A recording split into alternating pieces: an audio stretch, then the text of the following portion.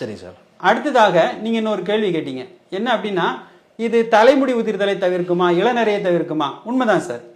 தலைமுடி உதிர்தல், இளநரை இந்த இரண்டையுமே சித்த மருத்துவம் எப்படி பார்க்கிறதுனா, இவை இரண்டுமே உடலில் பித்த குற்ற அதிகரிப்பால் உண்டாகக்கூடியது. சரி. நெல்லிக்காய் வந்து இயல்பாகவே பித்தத்தை சரி செய்யக்கூடியது. அகத்தியர் ஃபர்ஸ்டே சொல்லியிருக்காரு பாத்தீங்களா, நெல்லிக்காய்க்கு பித்தம் போகும் இருக்கார். அப்போ இது வந்து பித்த குற்றத்தை சரி செய்கிறது. அதன் மூலமாக உடலினுடைய சூடு குறைகிறது. உடல் சூடு குறைவதனால முடி வந்து முடி உதிர்தல் வந்து குறைகிறது. அதனால முடி வளர்வது நமக்கு தெரிகிறது. இளநரையும் அந்த வகையிலேயே அடக்கும். சார், ஒருத்தருக்கு வந்து முடி ஏற்கனவே உதிர ஆரம்பிச்சிட்டு இருக்குது, ஹேர் லாஸ் நிறைய இருக்குது அப்படின்னா அவங்க வந்து இப்போ நெல்லிக்காய் அதிகமாக சாப்பிட ஆரம்பிச்சாங்கன்னா அவங்க வித்தியாசம் பார்க்க முடியுமா? நிச்சயமாக பார்க்கலாம் சார். எப்படின்னு பார்த்தீங்கன்னா, முடி உதிர்தல், இளநரை இவை இரண்டுமே வந்து உடலோட உஷ்ணத்தோட தொடர்புடையது. உஷ்ணம்ங்கிறது வந்து பித்தம் சார். நெல்லிக்காய் வந்து பித்தத்தை சீர் செய்யக்கூடிய ஒரு மூலிகை. நம்ம அகத்தியரே சொல்லியிருக்காரு பாருங்க, நெல்லிக்காய்க்கு பித்தம் போகும் அப்படின்னு சொல்லியிருக்கிறாரு. பித்தம் குறைவதனால் சூடு குறையும், சூடு குறைவதனால் முடி உதிர்தல் குறையும். அந்த அடிப்படையில் நம்ம இதை பார்க்கலாம் சார். நெல்லிக்காயை தவறாமல் சாப்பிட்டு வந்தால் நிச்சயமாக முடி உதிர்தல் குறையும். மேலும் நெல்லிக்காய் தைலத்தை தேய்த்து குளித்து வந்தாலும் முடி உதிர்தல் குறையும். சரி சார், இதெல்லாம் நம்ம புரிஞ்சுக்கலாம், ரீசனபிளா இருக்கு. ஆனால் முடி இழந்த பிறகு திரும்ப நெல்லிக்காய் அதிகமாக சாப்பிட்டு முடி வளர வைக்கிறதுலாம் சாத்தியமா? சார், வாய்ப்பே இல்லை. அதற்கு நானே உதாரணம் பார்த்துக்கோங்க. சரி. அதனால அதற்கான வாய்ப்புகள் இல்லை. சித்தர்களுடைய நூல்கள் அந்த மாதிரியான எந்த ஒரு தகவலும் இல்லை சார். அப்படி சொல்லக்கூடிய கருத்துக்கள் எல்லாம் ஃபேக், டெஃபினட்டா ஃபேக் தான். சரி சார். அடுத்து வந்து கண்களுக்கு ரொம்ப நல்ல பலன்கள் கொடுக்குது அப்படின்னு சொல்லியிருக்கிறாங்க. நெல்லிக்காய் சாப்பிடுவதனால் கண்களுக்கு எந்த மாதிரியான பலன்கள் கிடைக்குது சார்? மிக மிக முக்கியமான ஒன்று சார். கண் என்பது சித்த மருத்துவத்தை பொறுத்தவரையில் அது ஒரு பித்தத்தினுடைய உறுப்பு. கண் என்பது சித்த மருத்துவத்தை பொறுத்தவரையில் ஒரு பித்தத்தினுடைய உறுப்பு. கண்ணில் ஆலோசக பித்தம் என்ற ஒரு பித்தம் இருக்கு சார். ஓகே. நெல்லிக்காய் வந்து பித்தத்தை சரி செய்யக்கூடியது. அதனால இது கண்களுக்கு ரொம்ப நல்லது. ஒரு கதை கூட சொல்லுவாங்க சார். சேவணர்னு ஒரு முனிவர் இருந்தாரு. அவருக்கு ஏதோ ஒரு சில காரணத்தினால கண் பார்வை குறைந்து விட்டது அல்லது இழந்து விட்டார். நெல்லிக்காயை தவறாமல் உண்டு அவர் இழந்த கண் பார்வையை பெற்றார் என்ற ஒரு கதை உண்டு. இதனாலேயே நெல்லிக்காய்க்கு சேவனப்பிராஷ் அப்படிங்கிற ஒரு இது உண்டு. நெல்லிக்காய் ஏத்துக்குன்னு ஒரு பேரே வந்து சேவனப்பிராஷ் அப்படின்னு நம்ம நீங்க ஆடுல எல்லாம் நிறைய பார்த்திருப்பீங்க. அப்படின்னு என்ன மீனிங் சார்? அது சேவனர் அப்படிங்கிறது வந்து அந்த முனிவர் அவருக்கு கண்ணில் பிரகாசத்தை கொடுத்ததுனால சேவனப்பிராஷ் அப்படின்னு சொல்றாங்க. ஓ, ஓகே. ஸோ கண்களுக்கு பலன்கள் தர, கண்களுக்கு இது உண்மையிலேயே நல்ல பலன் தரக்கூடிய ஒன்றா. சரி சார், நீங்க நம்ம இதுக்கு முன்னாடி பேசும் பொழுது வாதம், பித்தம், கபம் பற்றி பேசும் பொழுது நம்ம உடல்ல வந்து 3 பகுதியா எடுத்துக்கலாம். இதுல வந்து இடுப்புக்கு கீழே இருக்கிறது வாதம் தொடர்புடையது, அந்த மாதிரிலாம் படிச்சிருக்கோம்ல சார்? ஆமா. ஸோ வந்து கபம் தொடர்புடைய சார், நெஞ்சுக்கு மேல இருக்கக்கூடிய பகுதி. ஆமா. அதுல கண்ணு மட்டும் பித்தத்தோடதே தான். ஆமா ஆமா. ஏன்னா பித்தம்ங்கிறது வந்து தீயினுடைய அம்சம். ஒரு இடத்துல தீங்கிறது வந்து ஒளி இருந்தால் தான் சார் நம்மளால பார்க்க முடியும். அப்போ பார்வை புலன் வந்து தீபூதத்தோட தொடர்புடையது. ஆகையினால நம்ம கண்ணை வந்து தீபூதத்தோட தான் நம்ம ஒப்பிடுவோம். ஒருபொழுது நம்ம அதை வந்து கபம் என்று சொல்வதில்லை. சரி சார்.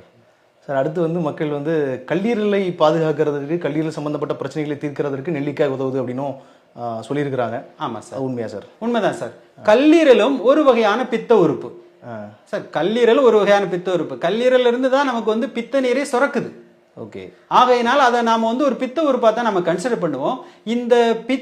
இந்த கல்லீரலை பாதுகாக்கக்கூடிய செயலுக்கு வந்து ஈரல் தேர்ச்சி அல்லது ஹெப்படோ ப்ரொடெக்டிவ் ஆக்டிவிட்டி அப்படின்னு சொல்லுவாங்க. இந்த நெல்லிக்காய்க்கு ஹெப்படோ ப்ரொடெக்டிவ் ஆக்டிவிட்டி இருக்குது. அதோட ஆன்டிசிரோட்டிக், ஆன்டிஸ்டியட்டோட்டிக் அப்படிங்கிற மாதிரியான செய்கைகளும் இதற்கு இருக்குது. ஆகையினால கல்லீரல் நோய்களை தடுப்பதற்கும் கல்லீரல் நோய்களை குணமாக்குவதற்கும் நெல்லிக்காய் நிச்சயமாக உதவக்கூடிய ஒன்று தான் சார். அதில் எந்த டவுட்டும் இல்லை. சரி சார், இதில் வந்து நம்ம ஒரு விஷயத்தை ரொம்ப தெளிவாக புரிஞ்சிக்க வேண்டியது இருக்குது. கல்லீரல் சம்மந்தப்பட்ட நோய்கள் வராமல் தடுக்கிறது நம்ம புரிஞ்சுக்கலாம். அதற்கு பிறகு நோய் வந்தாலும் உண்மையிலேயே சரி செய்கிற அளவுக்கு அது பலன்கள் கொடுக்குமா? ரொம்ப பேசிக் லெவலில் இருக்கக்கூடிய பிரச்சனைகளை சரி பண்ணுமா? இல்லை தீவிரமான கல்லீரல் பிரச்சனை இருக்கிறவங்க கூட நெல்லிக்காயை தொடர்ந்து சாப்பிட்டு வந்தால் அது ரிசல்ட்ஸ் கிடைக்குமா? சார், சிறிய லெவலில் உள்ள கல்லீரல் நோய்களை நாம் நெல்லிக்காயை பயன்படுத்தி சரி செய்யலாம். சரி சரி. ஏன்னா எல்லா மருந்துக்கும் ஒரு பவர் இருக்கு சார், ஒரு லெவல் இருக்குது. ஓகே. ஒரே மருந்தை வச்சு எல்லா நோய்களையும் குணமாக்கலாம் அப்படின்னா வேற மருந்துகளை இறைவன் படைச்சிருக்க மாட்டார. சரி. ஸோ வந்து கல்லீரல் சம்பந்தப்பட்ட பிரச்சனை இருக்கிறவங்க நெல்லிக்காயை எடுத்துக்கொள்ளலாம், கண்டிப்பாக அவங்களுக்கு பலன் கிடைக்கும். முழுமையாக இதை வச்சு மட்டுமே விடுதலை பெற முடியும் அப்படிங்கிறது இல்லை, அப்படி சொல்லிட முடியாது. சரி, சொல்ல முடியாது. சரி. நாம் இதை ஒரு மருந்தாக அல்லது உணவாக நாம் இதை பயன்படுத்திக் கொள்ளலாம். ஓகே. நம்ம அந்த மருந்தே உணவு உணவே மருந்துங்கிற கான்செப்ட்ல நம்ம நெல்லிக்காயை பயன்படுத்திக் கொள்ளலாம் சார். சரி சார். அடுத்து வந்து நம்ம மக்கள் நிறைய பேர் பாதிக்கப்பட்டிருக்கக்கூடிய ஒரு பெரிய பிரச்சனை வந்து டயபெட்டிஸ். ஆமாம், சுகர் பிரச்சனையிலேயே நிறைய பேர் பாதிக்கப்பட்டு கஷ்டப்பட்டுட்டு தான் இருக்கிறாங்க.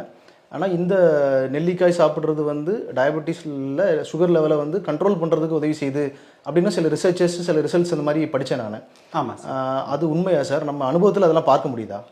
அதாவது சார், நெல்லிக்காயினுடைய பொது குணத்தை பற்றி அகத்தியர் சொல்லும்போது அனலோடு கூடுகிற மேகம் போகும் அப்படின்னு சொல்றார். அனலோடு கூடுகிற மேகம் போகும் சொல்றார்.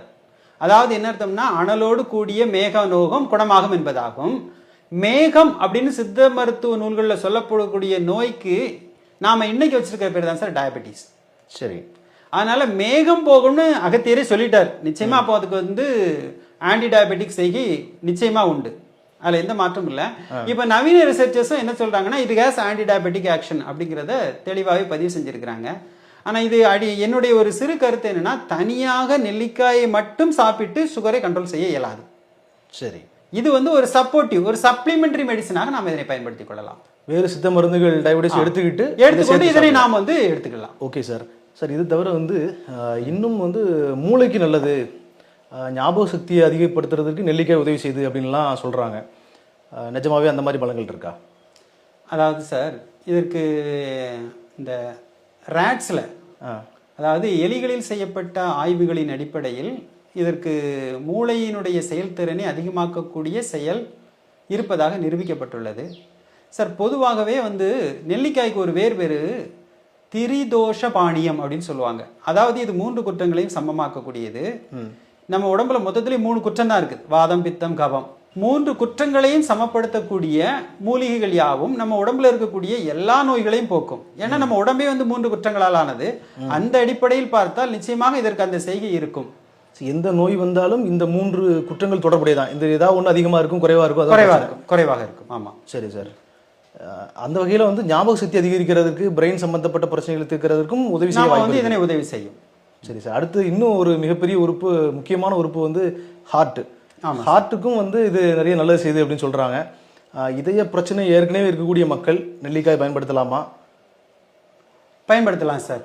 சரி. அதாவது நெல்லிக்காய் வந்து இதயத்திற்கு இதமளிக்கக்கூடிய ஒரு காய், அதில் எந்த சந்தேகமும் இல்லை. இதை பார்ப்போமே. இதை பற்றி தெரியறதுக்கு முன்னால ஒரு சிறு கருத்தை உங்கள்கிட்ட பகிர்ந்துக்கிறேன். மருத்துவ தனிப்பாடல்னு ஒரு புத்தகம் இருக்கு. அந்த நூலில் வந்து புளிப்பு சுவையை பற்றி ஒரு பாடல் வருகிறது. ஓகே. என்ன சொல்றாரு அப்படின்னா, செரிப்பான் நெறியை தூண்டிவிடும் உணவை சரியாக செரிப்பித்து ஊன் விருப்பு உயர்த்தும், இதயம் வன்மை இதம் பெற இயற்றும் அப்படின்னு சொல்றாங்க. சரி சார், விளக்கமும் சொல்லிடுங்க சார். அதாவது இது என்னன்னா சார், இது வந்து புளிப்பு சுவை வந்து நமக்கு சீரணத்தை தூண்டக்கூடியது, நம்ம உணவின் மீது விருப்பத்தை தோற்றுவிக்கக்கூடியது. இதெல்லாம் ஓகே. இதெல்லாம் அடுத்த லெவலில் ஒன்று சொல்றாரு பாருங்க: இதயம் வன்மை இதம் பெற ஏற்றும். அதாவது அந்த புளிப்பு சுவையை நீங்க எடுத்துக்கிட்டீங்கன்னா உங்களுடைய இதயம் வந்து பலப்படும் அப்படின்னு சொல்றாங்க. சரி. பொதுவாகவே புளிப்பு சுவை அப்படின்னாலே பொதுவாக நம்ம சித்த மருத்துவத்தில் ஒரு கான்செப்ட் வந்து சுவை அடிப்படையில் ஒரு கருத்து சொல்லுவோம்: புளிப்பு சுவை கொழுப்பை நீக்கும் அப்படின்னு சொல்லுவோம். ஃபார் எக்ஸாம்பிள், நம்ம வீடுகளில் பாத்திரங்களில் எண்ணெய் படிஞ்சிருச்சுன்னா என்ன சார் செய்யறோம்? நல்லா புளி போட்டு விளக்கணும்னா புளி வச்சு தான் தேய்ப்பாங்க. ஆமா, புளி வச்சு தேய்ப்பாங்க. அந்த புளி வச்சு தேய்ச்சாலே என்ன ஆயிரும்னா கொழுப்பு, அந்த எண்ணெய் வந்து போயிடும். ஓகே. இது வந்து வெளியில இருக்க எண்ணெய் போக்குறது இந்த புளிப்பு தான். அதே போல நம்ம உடம்புக்குள்ளார கொழுப்பு இருந்தாலும் அந்த புளிப்பு வந்து நம்மளை அந்த எண்ணெய் பசையை போக்கிவிடும். கொழுப்பும் என்பது ஒரு விதமான எண்ணெய் பசை தான். சரி. அதனால புளிப்பு சுவையுடைய பொருட்களை நாம் பயன்படுத்தினால் கொழுப்பு குறையும். இது வந்து சித்த மருத்துவத்தினுடைய விதி. அந்த அடிப்படையில பாத்தீங்கன்னா நெல்லிக்காய் என்ன சுவை? புளிப்பு சுவை. ஆகையால் இது கொழுப்பை என்ன செய்யும்? குறைக்கும். இதயத்துல பிரச்சனை வர்றதுக்கு காரணமா இருக்கிறது, முக்கிய காரணமா இருக்கிறது கொழுப்பு. அதனால மேலும் இதுல இன்னொரு விஷயம் என்னன்னு பாத்தீங்கன்னா சார், இதற்கு ஆன்டி கொலஸ்ட்ரால் அப்படின்னு சொல்லக்கூடிய ஒரு செய்கை இருக்கிறதாக அறிவியலே இன்னைக்கு சொல்லுது. சரி சார். அப்போ இது கொழுப்பை குறைக்குது, கொலஸ்ட்ராலை குறைச்சி உடம்புல ரத்த குழாய், இதயத்துல ரத்த குழாய்கள் ஏற்படக்கூடிய கொழுப்பு படிமங்களை நீக்குகிறது அல்லது நீக்க உதவுகிறது. ஆகையினால இதயத்திற்கு நன்மை செய்யக்கூடியது அப்படின்னு சொல்லலாம். இதுல இன்னொரு இன்ட்ரெஸ்டிங்கான விஷயம் என்னன்னு பாத்தீங்கன்னா சார், இதய தசைகள் இருக்கக்கூடிய மைட்டோகாண்ட்ரியாக்களினுடைய செயல்பாடு நாம நெல்லிக்காயை பயன்படுத்தும் போது அதிகமாகிறதாக சொல்கிறார்கள். இதய தசைகளில் காணப்படக்கூடிய மைட்டோகாண்ட்ரியாக்களினுடைய செயல்பாடு நீங்க நெல்லிக்காயை சாப்பிட்டீங்கன்னா அதனுடைய செயல்திறன் அதிகமாகிறது. ஒரு செல்லினுடைய ஆக்டிவ் பாடி என்னன்னா மைட்டோகாண்ட்ரியா தான் சார். ஏன்னா அதுதான் ரெஸ்பிரேட்டரி சென்டர் அப்படின்னு சொல்லுவோம். அதுதான் நம்ம அந்த ஆற்றலை நமக்கு வந்து கொடுக்கக்கூடியது. அப்ப இதயத்துக்கு ஆற்றலை கொடுக்கக்கூடிய ஒரு மூலிகையாக நாம எதை சொல்லலாம்னா நெல்லிக்காயை சொல்லலாம். Super sir. முக்கியமான உறுப்புகளாக இருக்கக்கூடிய கல்லீரல், மூளை, இதயம் பற்றிலாம் பேசணும். எல்லாத்துக்குமே கண்டிப்பாக பலன்கள் இருக்குது அப்படின்னு தெரியுது. ஆமா சார். ஆனால் நம்ம மக்கள் வந்து நிறைய பேர் வந்து பார்த்தீங்கன்னா இதெல்லாம் கூட நிறைய பேருக்கு தெரியல. மக்கள் அதிகமாக நெல்லிக்காய் எனக்கு தெரிஞ்சு பயன்படுத்துறது, நான் வெயிட் லாஸ் பண்ணுறேன், வெயிட் லாஸ் பண்ணுறதுக்கு தினமும் காலையில் நெல்லிக்காய் ஜூஸ் குடிக்கிறேன் அப்படின்லாம் மக்கள் நினைக்கிறாங்க. வெயிட் லாஸ் பண்ணுறதுக்கு நெல்லிக்காய் ஹெல்ப் பண்ணுதா சார்? சார், நெல்லிக்காய் வெயிட் லாஸுக்கான ஒரு மூலிகை அல்ல. சரி. சித்த மருத்துவத்தினுடைய எந்த ஒரு பாடல் வரிகளிலும் அல்லது மருத்துவ குறிப்பிலும் இதனை உண்ண உடல் பருமன் குறையும் என்ற ஒரு குறிப்பு இல்லை. சரி, உறுதியாக இல்லை சார். ஆனால் இது கொழுப்பு குறைக்குது இல்லையா சார்? அந்த வகையில் ஓகே, வெயிட் சார். ஆனால் நெல்லிக்காயை பற்றி இன்னொரு இன்ட்ரெஸ்டிங்கான ஒரு விஷயம் இருக்கு சார். இதற்கு வந்து சமான ஆமலகம் அப்படின்னு ஒரு பேர் இருக்குது. அதாவது நம்ம வயிற்றுல இருக்கக்கூடிய ஆமத்தை குறைக்கக்கூடியது. ஓகே. வயிற்றுல இருக்கக்கூடிய ஆமத்தை குறைக்கக்கூடிய ஆமம்னா மந்தம். சரி. இந்த மந்தத்தை குறைக்கிறது. மந்தத்தை குறைப்பதன் மூலமாக உடலினுடைய கனத்தன்மை குறைந்து லேசுத்தன்மை அதிகமாகும்.